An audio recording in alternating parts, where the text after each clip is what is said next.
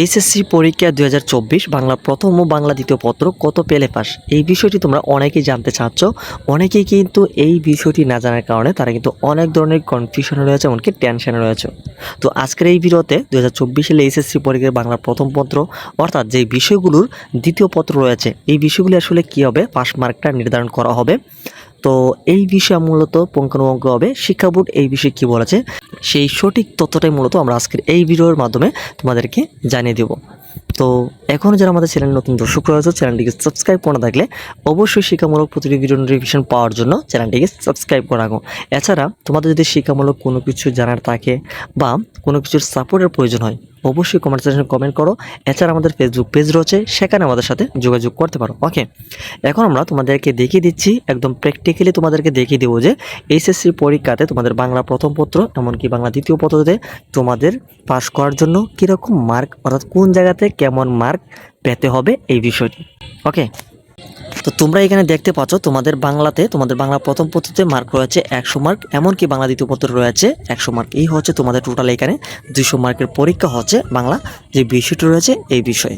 তো এখানে কিন্তু ডিভাইডেড কিন্তু করে দেওয়া হয়েছে বাংলা প্রথম পত্র এমনকি বাংলা দ্বিতীয় পত্রতে 100 মার্ক। তো তারপরেই কিন্তু তোমাদের বাংলা প্রথম পত্র এমনকি বাংলা দ্বিতীয় পত্রে পাস করার জন্য তোমাদের সিকিউ এমসিকিউ রয়েছে, যেই কানটাতে তোমাদেরকে আলাদা আলাদাভাবে পাস করতে হবে। তো আলাদা আলাদা পাস করতে হলে তোমাদের এই যে বাংলা প্রথম পত্রতে তোমাদের সিকিউ এমনকি এমসিকিউতে কত মার্ক পেতে হবে পাস করার জন্য, এই বিষয়টি তোমাদেরকে একদম প্র্যাকটিক্যালি গ্রাফ সহকারে আমরা দেখিয়ে দিচ্ছি। এছাড়া বাংলাতে তোমাদেরকে কীভাবে পাস করতে হবে সেই বিষয়টি কিন্তু আজকের এই ভিডিওতে থাকছে। তো এইখানটাতে আমরা একটু আরেকটি পেজে চলে যাব এই বিষয়টিকে একটু ভালোভাবে দেখানোর জন্য। তো এইখানটাতে তোমরা একটু ভালোভাবে লক্ষ্য করলে তোমরা কিন্তু স্পষ্ট দেখতে হবে বাংলা প্রথম পত্র এমনকি বাংলা দ্বিতীয় পত্র রয়েছে। এই যে এখানে বাংলা প্রথম পত্র বাংলা দ্বিতীয় পত্র রয়েছে, এইখানটাতে পাস করার জন্য কিন্তু তোমাদেরকে আলাদা আলাদা সেকশন কিন্তু অলরেডি তোমরা কিন্তু অলরেডি দেখতে পাচ্ছ। একটা হচ্ছে লিখিত আর একটা হচ্ছে নৈবত্তিক, ঠিক আছে। আর বাংলা দ্বিতীয় পত্রের লিখিত কিন্তু এখানে অংশ রয়েছে। যাই হোক, তো এখন তোমাদের বাংলা প্রথম পত্রের ক্ষেত্রে যদি দুইটা সেকশন দিয়ে থাকে, অর্থাৎ অলরেডি কিন্তু সিকিউ এমসিকিউ কিন্তু তোমাদের এইভাবে পরীক্ষাটা হয়েছে। যেমন তোমাদের লিখিততে অর্থাৎ সৃজনশীলে তোমাদের মার্ক রয়েছে 70 মার্ক, এমনকি নৈবত্তিকে মার্ক রয়েছে 30 মার্ক। এই যে হচ্ছে তোমাদের টোটাল মার্কটা হচ্ছে 100 মার্ক। তো এই 100 মার্কের মধ্যে তোমাদেরকে পাস করার জন্য তোমাদের লিখিত তোমাদের আলাদাভাবে পাস করতে হবে, এমনকি নৈবত্তিকেও কিন্তু তোমাদেরকে আলাদাভাবে পাস করতে হবে। এটা হচ্ছে মেন কথা। তো আলাদাভাবে পাস করার জন্য তোমাদেরকে এখানে লিখিত পরীক্ষাতে তোমাদের যেহেতু 70 মার্কের হয়েছে, এখানটাতে তোমাদের পাস করার জন্য তোমাদের প্রয়োজন হবে এই যে হচ্ছে 23 মার্ক। আর নৈবত্তিকে তোমাদের পাস করার জন্য প্রয়োজন হবে 10 মার্ক। এই যে 10 আর হচ্ছে 23, এখানে তোমাদের 33 মার্ক, অর্থাৎ এখানে তোমাদেরকে 33 মার্ক কিন্তু 100 মার্কের ভিতরে তোমাদেরকে পাস করার জন্য প্রয়োজন হবে। আশা করছি বিষয়টি ক্লিয়ার।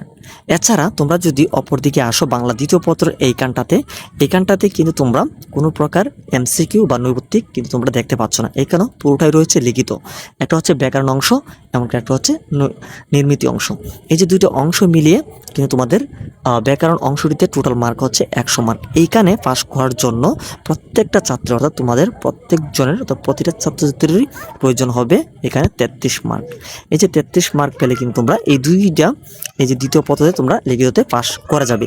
তারপরও কিন্তু এখানে আরেকটি গুরুত্বপূর্ণ বিষয় হচ্ছে, এইখানে তোমরা দেখতে পাচ্ছ লিখিত রয়েছে, এমনকি প্রথম পত্রতে কিন্তু লিখিত রয়েছে। এই যে এখানে লিখিত দুইটা কিন্তু তোমরা এখানে কম্বিনেশন করে কিন্তু শিক্ষা বোর্ড রেজাল্ট তৈরি করে, আর এইভাবে মূলত তোমাদের রেজাল্টটা প্রস্তুত করা হবে। সেইটা একটু তোমাদেরকে বুঝিয়ে বলি। এখানে দেখো বাংলা প্রথম পত্রের ক্ষেত্রে এখানে মার্ক রয়েছে 70 মার্ক, এমনকি বাংলা দ্বিতীয় পত্রতে রয়েছে 100 মার্ক। এখানে তোমাদের টোটাল মার্ক হচ্ছে 170।